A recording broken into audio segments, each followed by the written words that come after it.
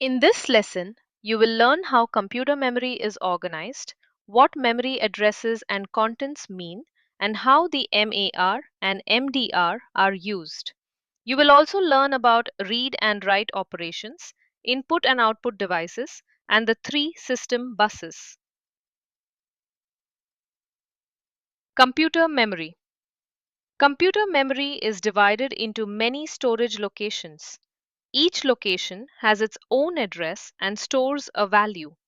The address tells the computer where the data is stored. The contents are the data stored at that address, usually shown in binary.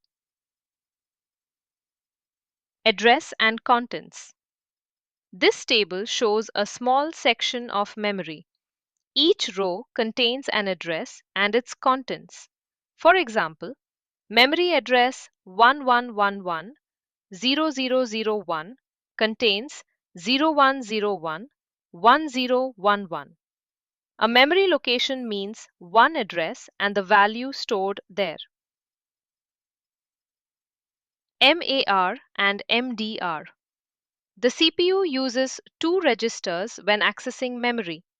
The memory address register, or MAR, stores the address being accessed.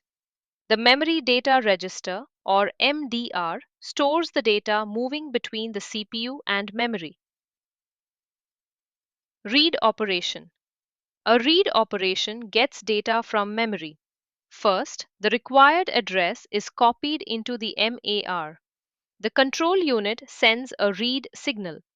Memory finds the address and returns its contents. The returned data is then copied into the MDR. Read example MAR.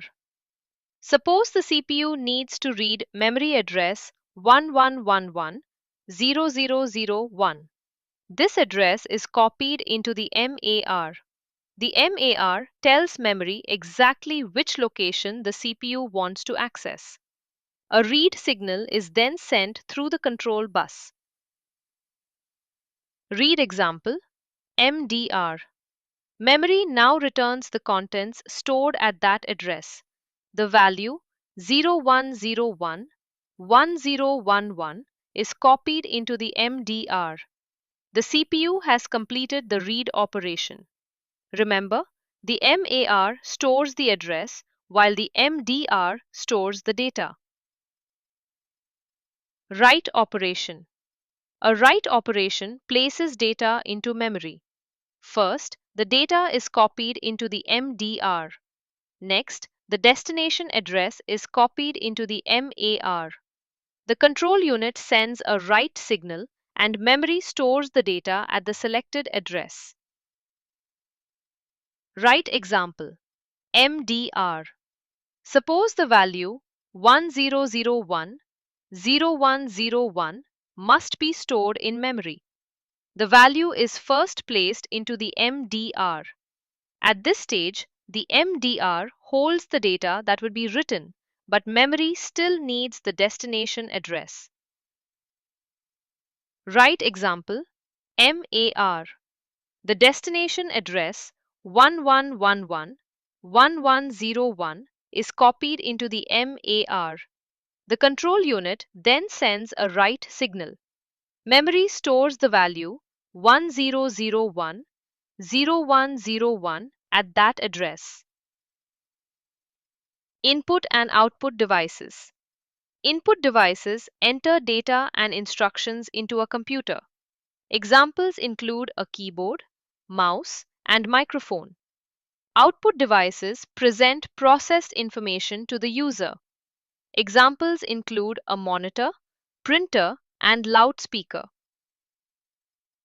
System buses. A system bus is a group of parallel wires connecting the CPU, memory, and input or output devices. The three main buses are the address bus, data bus, and control bus. Each bus carries a different type of information. Address bus. The address bus carries the address of the location being accessed. It is unidirectional, so addresses travel from the CPU to memory or input and output devices. A wider address bus allows the CPU to access more memory locations. Address bus width. The number of address lines determines how many locations can be addressed. An 8-bit address bus can address 256 locations. A 16-bit bus can address 65,536 locations. A 32-bit bus can address over 4 billion locations. Data bus and control bus.